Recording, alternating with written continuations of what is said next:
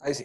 Entonces, las distintas estructuras van a ser de, bueno, en el tiempo geológico, que es bastante amplio, ¿no?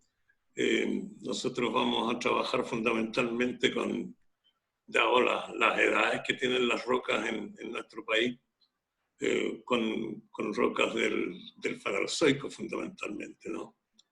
Hay casi muy pocas rocas precámbricas en este lugar. Y el desarrollo del cinturón andino se comienza en el Jurásico fundamentalmente, ¿no? Y bueno, tenemos en el Paleozoico todo lo preandino, los choques de Chilenia y algunas otras manifestaciones. Pero el Jurásico empezaría la subducción y comenzaría el desarrollo de la cuenca andina y finalmente tendríamos el levantamiento final o no sé, el mayor de la cordillera de los Andes alrededor de unos 15 millones de años atrás. O sea, en lo que antes se llamaba terciario y que hoy día se llama neógeno. El terciario se dividió en paleógeno y en neógeno, ¿no? Entonces, vamos a tener fundamentalmente estructuras primarias que se forman junto con las rocas que las determinan, como son la estratificación, por ejemplo, o la foliación de flujo laminar en el caso de los magmas y ese tipo de cosas. Y después estructuras secundarias que serían originadas por deformación causada por esfuerzos diferenciales.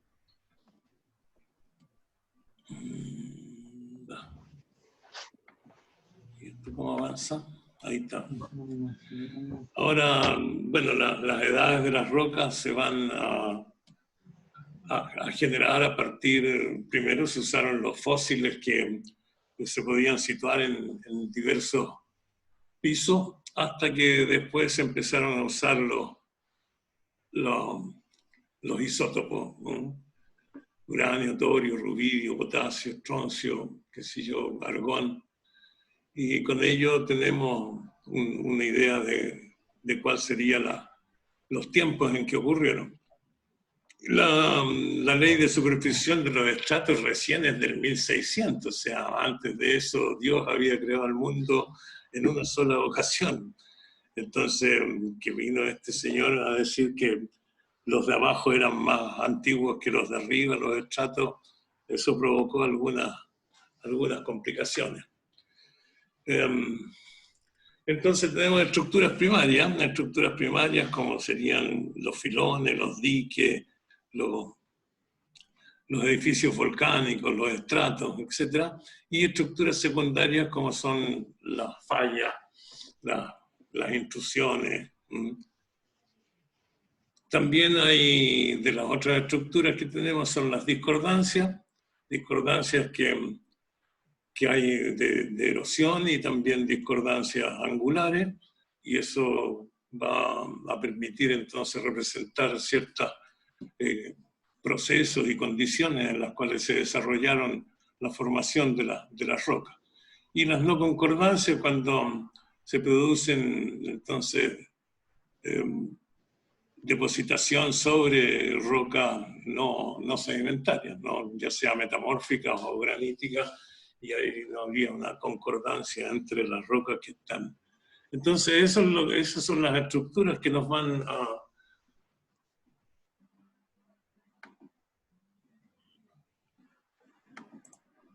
a interesar.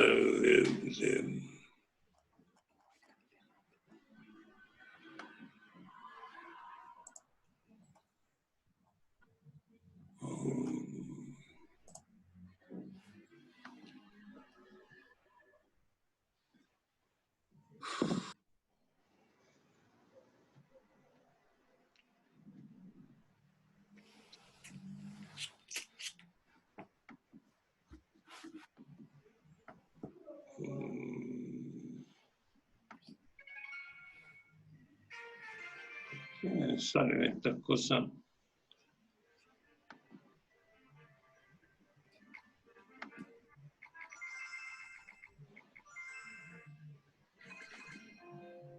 Bueno, la deformación, que serían las estructuras secundarias, que es lo que nos ocupa en este momento, va a darse por esfuerzos diferenciales, y esos esfuerzos diferenciales van a provocar rupturas en las rocas. La ruptura corresponde a la pérdida de cohesión de las partes en un momento determinado, y existen tres tipos de rupturas. Las fracturas de extensión, que se disponen paralelas al esfuerzo mayor que está actuando sobre la roca; las fallas, que se disponen en un ángulo θ respecto del esfuerzo mayor, que pueden ser un par conjugado, como muestra la figura D de la foto ahí; y finalmente el flujo uniforme. Ahí desaparecen los planos de fracturas de extensión o fallas, y lo que hay son deformaciones que están conectadas con movimientos intergranulares, y eso es conminución o molienda; movimientos intragranulares, movimientos como de macla o de deslizamiento por plano de clivaje en los minerales; y movimientos no componentales, que serían movimientos de elementos químicos, ya sea por difusión sólida, o por fusión parcial, o por disolución. Y ahí tendríamos entonces movimientos de elementos químicos que después recristalizarán, ya sea en condiciones estáticas o en condiciones de esfuerzo, y eso los va a determinar. Entonces las fracturas de extensión se disponen, como se puede ver acá, paralelas al esfuerzo principal mayor.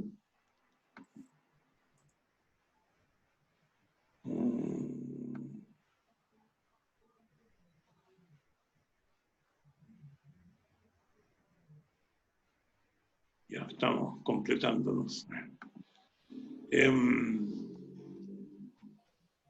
Y perpendiculares al esfuerzo principal menor. Aquí el sigma 1, digamos decir, está vertical, y el sigma 3 horizontal, de tal manera que las fracturas tienen un movimiento que es paralelo a la dirección de menor esfuerzo.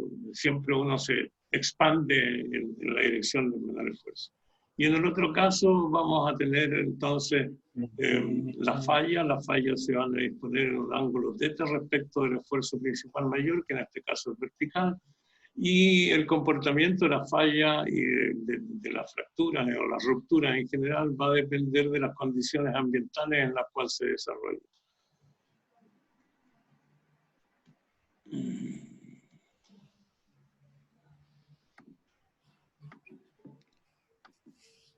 Entonces,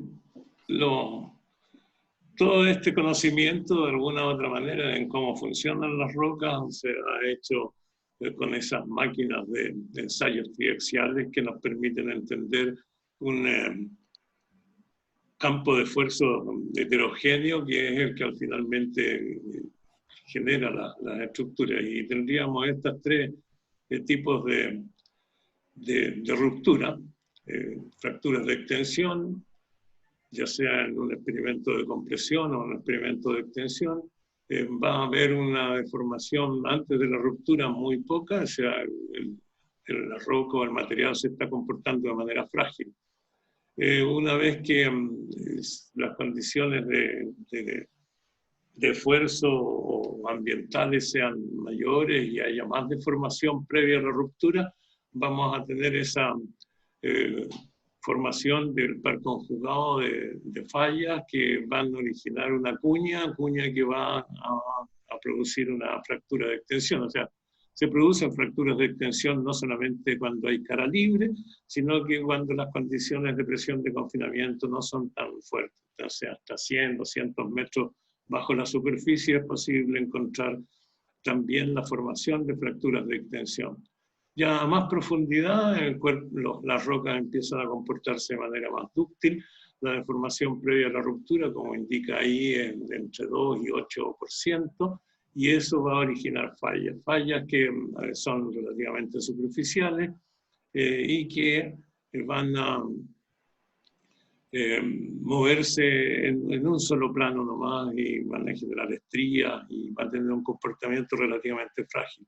Si se fijan en los típicos curvas de esfuerzo de formación, las fracturas de extensión se producen durante la deformación elástica, en donde hay una relación directa entre el esfuerzo aplicado, sigma 1 menos sigma 3, y la deformación conseguida. Eso es comportamiento elástico. En el otro caso, como podemos ver, cuando se forma el par conjugado ya se pierde la relación directa y la curva empieza a doblarse y ahí estamos entonces en una etapa ya de deformación plástica. Ahí ya no hay una relación directa entre el esfuerzo aplicado y la deformación conseguida. Como pueden ver después, las fallas profundas que se desarrollan en una zona de falla con minución, con texturas cataclásticas y esa cosa, tienen mayor deformación dúctil previa a la ruptura. Y finalmente tendríamos el flujo uniforme, que es esta deformación que ocurre en el interior de la roca sin mostrar evidencia macroscópica, por decirlo así, de lo que hay. Hay una deformación continua, tanto de compresión como de estiramiento, y no se expresan ahí. Y todo eso ocurre en una etapa de formación plástica. Para analizar estas rupturas se el círculo de Moore, Colum Moore ha desarrollado este tipo de técnicas en donde se puede conocer cuáles son los esfuerzos que están actuando sobre los planos y por qué existen esas diferencias de ángulo. Como podemos ver, a medida que se aumenta el sigma 3, y se aumenta entonces la presión de confinamiento, el esfuerzo diferencial para provocar la ruptura es mucho mayor. En materiales como las areniscas, que son relativamente competentes, en donde no se deforman internamente, como podemos ver las envolventes que nos denotan la parte que se rompe y la parte que es estable. ¿Sí? ¿Podría usar el puntero para ir referenciando lo que va? Aquí lo que estoy hablando ya, ok. Sí, sí. Sí. Mira, aquí Gracias. tenemos, por ejemplo, en este caso la arenisca, que se han hecho estos 1, 2, 3 experimentos o 3 pruebas a estas condiciones, en seco a 24 grados centígrados y entre 0 y 2000 atmósferas de presión de confinamiento, ¿no? Ahí teníamos el sigma 3, es la presión mínima que se está actuando, que corresponde a la presión de confinamiento, que es profundidad. ¿A qué profundidad hay 2000 atmósferas? 200 metros, ¿puede ser? No, pues 20 metros. ρgh, ¿no? La densidad de la roca, que es más o menos 3 por la profundidad y por claro. la aceleración de gravedad, pues G. En el agua, por ejemplo, uno baja 10 metros y aumenta 1 atmósfera. En la roca aumentaría 3 atmósferas cada 10 metros, 30 cada 100, 300 cada 1000 metros. Así que a 10 kilómetros habría 3000. 2000 atmósferas es 8 kilómetros de profundidad. A 8 kilómetros de profundidad se necesita un esfuerzo diferencial de 10.000 atmósferas para provocar la ruptura en la arenisca. En cambio, en superficie se necesita un esfuerzo diferencial de menos de 1000 atmósferas para provocar la ruptura, que sería el círculo pequeño. Ya se me perdió el cursor.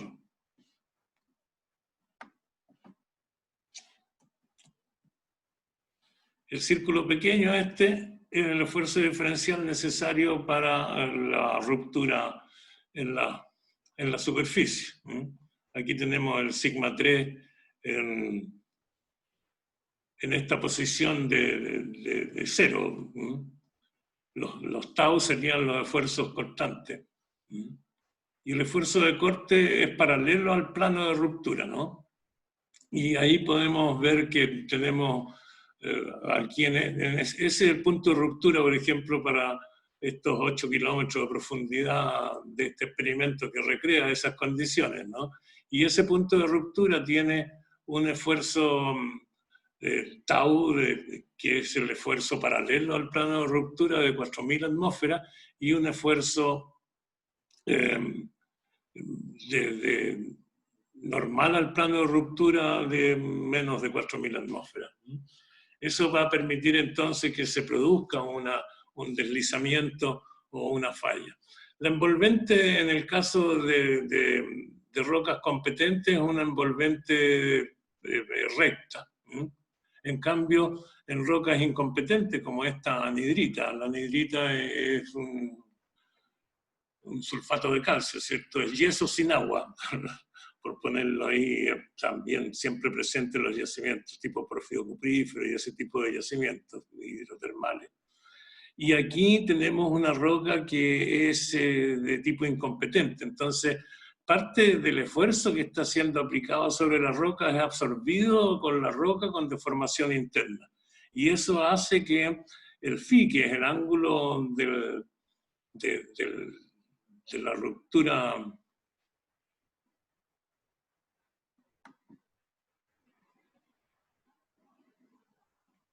y estas cosas, bueno, ya parece que actualicé y eso me permite seguir hablando. El ángulo de roce interno, por decirlo así, va cambiando, ¿no? En cambio aquí se mantiene en 45 grados permanente, y aquí varía entre 22 y 43 grados, y a los 22 grados ya tenemos una roca de tipo dúctil. ¿Qué pasó con la pantalla, por favor?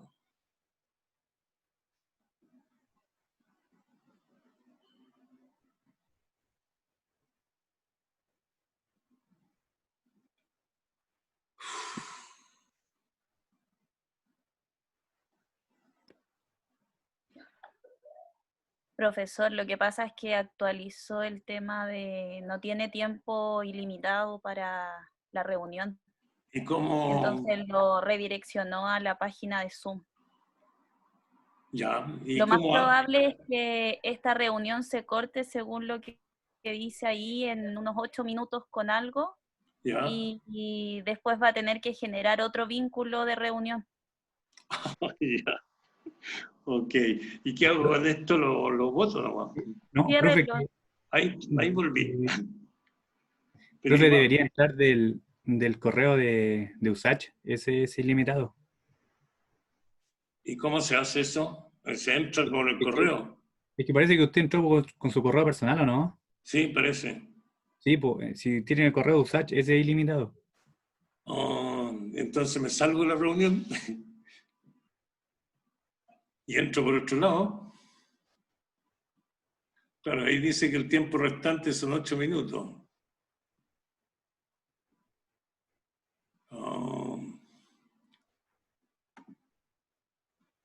Sí, debería salir, profesor, y entrar con su cuenta, como dice el compañero, la cuenta USAT. Ya. Y ahí después nos da la autorización para entrar de nuevo. Ya, ok. Y comenzamos a grabar la clase. Hay que cerrar nomás esta sesión. De tener